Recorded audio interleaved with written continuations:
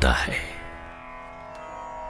भारतवर्ष की पुण्य धरा पर अनादिकाल से ऐसे संत महापुरुषों का प्रादुर्भाव हुआ है जिनके जन्म और कर्म महान थे और उनका जीवन परमात्मा प्रीति तथा आत्मज्ञान से परिपूर्ण था। इन संत जनों ने धरती पर ईश्वर के नाम का प्रचार प्रसार किया और प्रत्येक मनुष्य को ईश्वर के प्रति समर्पित होने का संदेश दिया। उन संत जनों की ध्यान से ही जुड़ा रहा।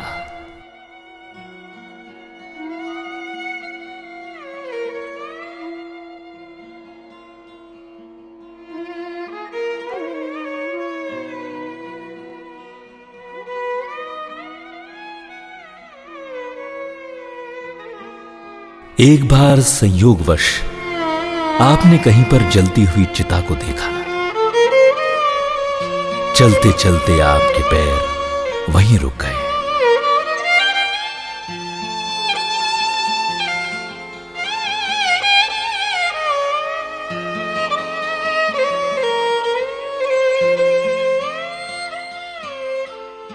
आज आपकी अंतरात्मा ने संसार में विचरने वाले मन को समझाया कि यही जीवन का अंत है। जिस जीवन में अंधी दौड़ है, राग है, द्वेष है, लोभ है, मोह है, ताप और संताप है। थोड़ी देर सुख और प्रसन्नता का आभास होता है, लेकिन फिर दुख व्याप जाता है। उस जीवन का मृत्यु के साथ अंत होता है। फिर यदि ज्ञान न हुआ तो एक और अज्ञान से भरा जीवन प्रारंभ हो जाता है। एक नई दौड़ जिसका अंत नहीं, फिर भी मनुष्य दौड़ता है। अज्ञान में भटकता हुआ जीव फिर कहीं जन्म लेता है, फिर मोह में फंसता है और मृत्यु आने पर वहां से चल देता है। जाना है रहना नहीं, मरना भी सोवीस। दो दिन दुनिया के लिए तुम मत भूलो जुगदीश।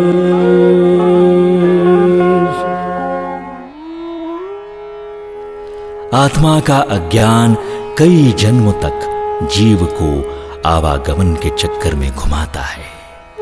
केवल आत्मज्ञान से ही आवागमन नष्ट होता है।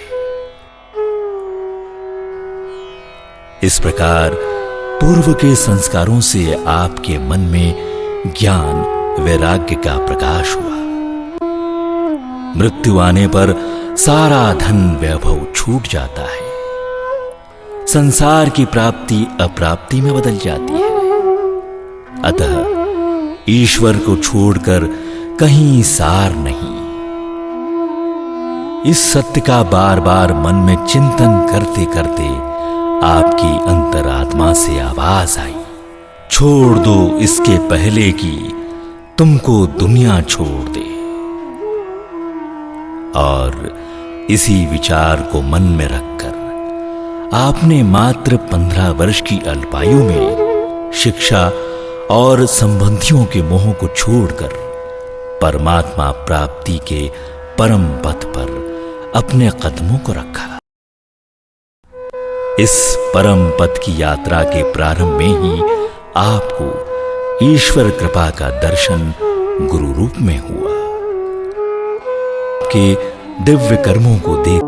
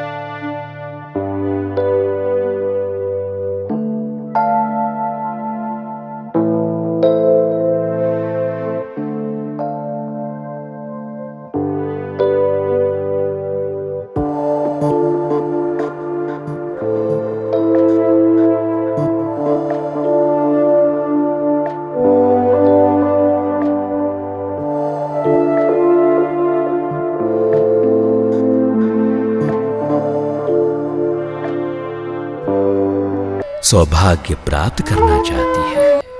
जब से आपके श्रीमुख से आध्यात्मिक ज्ञान व ईश्वर चर्चा का प्रादुर्भाव हुआ, तब से ज्ञान को ग्रहण करने के लिए जनमानस व्याकुल हो उठा। आपने सत्संग के माध्यम से अपनी आत्म अनुभूतियों को व्यक्त किया तथा असंख्य शिष्यों के गुरु रूप में ईश्वर प्राप्ति के मार्ग के पथ प्रदर्शक बने।